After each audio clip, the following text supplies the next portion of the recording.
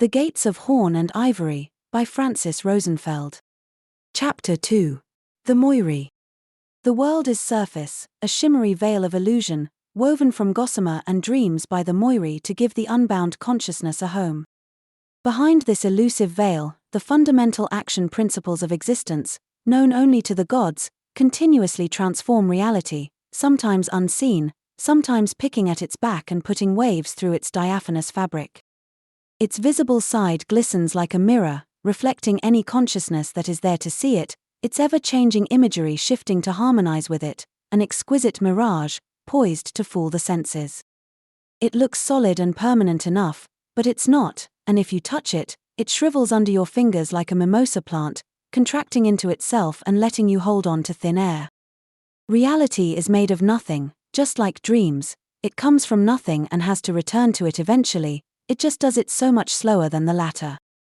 Persephone went to Tenerum early in the morning, before the rays of sun tinged the horizon red and orange, and took a moment to reflect inside the familiar cave, succumbing to the sweetness of her memories of home, before she parted the ephemeral veil to call forth the fates, the daughters of night and sisters of death, whose words made even the gods tremble. "Who summons us?" Clotho, the youthful spinner, said, and bowed deeply when she came face to face with the goddess of the underworld. "What is your need?" Lachesis, the mature allotter, came from behind to raise her to her feet. It was not proper for a Moirae to bow, not even to a goddess. "Whose fate you came to see," said Atropos, the unavoidable elder who came out of the shadows to complete the group. One of her bony hands touched Persephone, dulling a shiny lock of her hair with silver dust. "I honor your wisdom, daughters of night. I came to seek counsel on the fates of men." "The fates of men?" Atropos cried out. "All of them? What about the women?" Lachesis interrupted, concerned. "I meant all humankind, dark sister," Persephone clarified. "Well, you should have been more specific," Lachesis brooded, turning towards Clotho, who was playing with her spinner and twirling a lock of hair around her finger. "How many times did I tell you to stop doing that? You're going to get your hair tangled in the spindle, only the gods know the problems that would cause." Clotho pushed her hair back, pouting, while she continued spinning. "We can't give you all the fates of men, it would take forever. Give us a case number, and we'll try to retrieve it, although it's kind of late. Maybe you should come back tomorrow, at first light. There would be plenty of time to address this then." "It is first light, sister. I remembered your preference from last time, and I made sure not to impose. Dawn is barely breaking as we speak, see?" "Oh," Atropos commented, disappointed. "Well, then. Speak your request." Persephone reached out into her peplum and brought out a scroll inscribed with golden godly script. "Hail Zeus. How many cases do you have there?" Atropos jumped, outraged and forgetting her Olympian poise. 2,000, Persephone whispered softly, hoping against hope the inevitable didn't hear her. "Sisters," the latter got up, dignified, "we're leaving. Clotho, gather your belongings. I beseech thee, it's not for me that I ask. I come on behalf of my cousin, Dionysus. Your cousin doesn't need a reading of the fates, he needs an intervention. He never listens to anyone, anyway. What could he possibly want with us?" Atropos raised her voice. "There's been a war, it seems," Persephone breathed slowly, secretly relieved the Moirae were still there. They had refused her many times before. The fates were touchy and given to whims, and one had to tread carefully around them. "A war? What of it?" "There is always a war somewhere," Atropos retorted in a powerful voice, which sounded eerie coming out of her diminutive body, all skin and bone, with the reverberant timbre of a bronze bell. "This one saw a lot of losses," Persephone explained. "Good on you, then. You got your work cut out for you. Why are you telling me? It seems there is a need for a population increase, which is why I seek your wise counsel. 2,000 at a time? I can barely do 2 or 3 in one day." "You must be joking." Atropos looked offended. "Can Clotho, maybe, spin her yarn a little faster?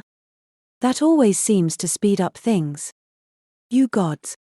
You always make special requests to change the natural order of things. You make the rules and break them in the same sentence. I can't fathom why we even bother to follow them at all. I'll be in your debt, Persephone cajoled her. If I add that to the debt you already owe me, the world won't be enough to repay it. Give me the list. Atropos stretched out her hand. 2,000 strong. She changed her tune once she got to the proper business of fate. The Moirae loved their jobs a little too much, unfortunately, and would micromanage the most unassuming life within the length of a breath. Aha, the old woman nodded. Yes, no, that one already went through the trials. Persephone, be a dear and give us some space. I can't hear myself think with you breathing down my neck. Come back at dusk. Your list will be ready then. Persephone hesitated, but knew if she upset the Moirae they'd take 3 times as long to finish the task, if at all. She put her trust in the favor of the gods and retreated respectfully, wondering to herself what she was going to do for 12 full hours sitting by the cave alone. The world is a surface with no depth, which, just like a mirror, retains nothing. The fates of empires, the greatness of kings, tragedies or triumphs, love and hate, what happened to them all when they left its shimmery reflection to make room for the new? The wheel of life and death kept spinning, and though mind-numbingly repetitive, no two fates were exactly the same. Talk about unmatched job security. Maybe the lives and deaths of humans hid under the surface of being, to feed the inexhaustible fountain of illusions that constantly birthed figments in the land of dreams. If they were dreams indeed, how can you tell, when you are in it, whether you're in a dream or you're awake? She had come all the way here, to the ends of the earth, at the edge of Oceanus, the boundary between it and the underworld, to open the gate to the realm of the dead and watch the immortal daughters of night craft the fates of 2,000 people. What fanciful dream could ever rival the strangeness of reality itself? A flock of seagulls had come to keep her company, all the way from the island of Kos, an augury of good fortune and a head count of the souls whose fate was already foretold.